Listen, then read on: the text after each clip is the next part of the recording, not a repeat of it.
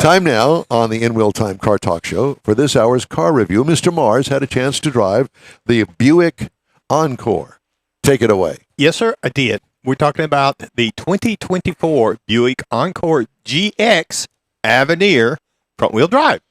Now, this vehicle is a subcompact SUV. That's a very, very competitive segment. I mean, there's lots of stuff in here. Now, this particular model of the Buick has 3 trim levels: the Preferred, Sport Touring, and the Avinir, which is the one that we have. For this year, they've done revised the grille, got some new daytime running lights on it. Up front, you're going to find rain-sensing wipers, LED lighting all the way around. It's got a power folding side mirrors that are heated, roof rails, got a hands-free power lift gate, and it's rolling on some nice 19-inch wheels.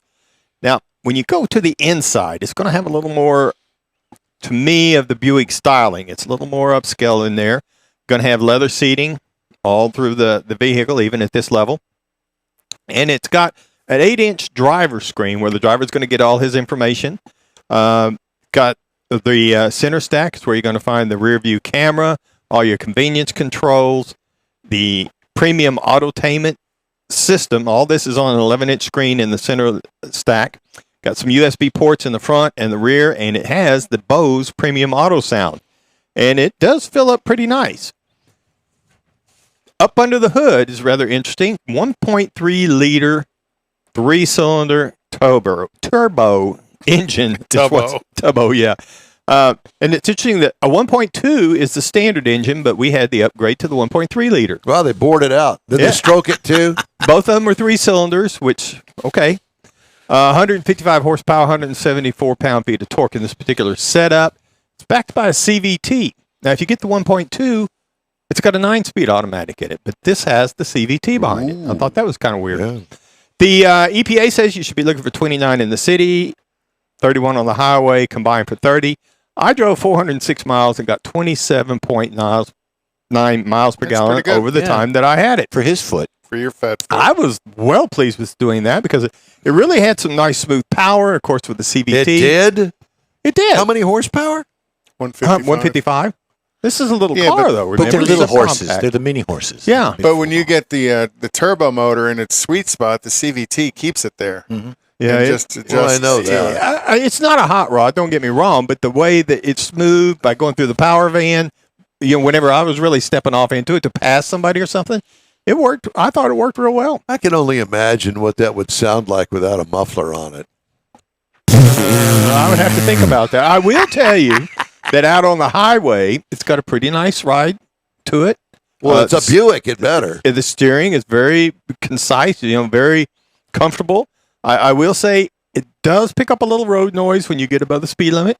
Kind of like a warning that you're going too daggone fast. Hey, when he gets above. No, you know what the road noise is? It's the cop behind him with the siren on going, you're doing 85 miles an hour.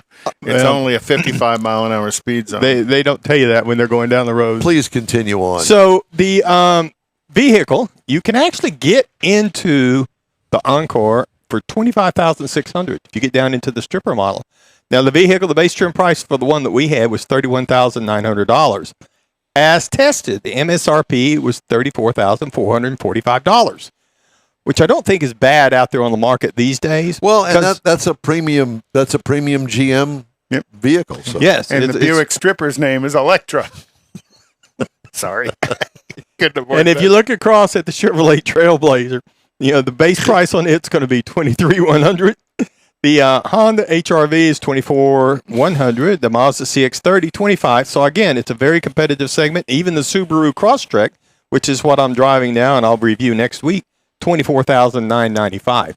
So there's a lot of vehicles in that subcompact segment, and there's a lot to choose from. And I think if you're looking for something a little bit on the upper scale, maybe luxury, the Buick is one you ought to look at. Yep, I agree. Okay. Well, very nice. Nicely done. Well edited. Well edited. Uh-huh. We appreciate have to be. It's good, yeah, because that's all there is, and they ain't no more. How's that? So with that.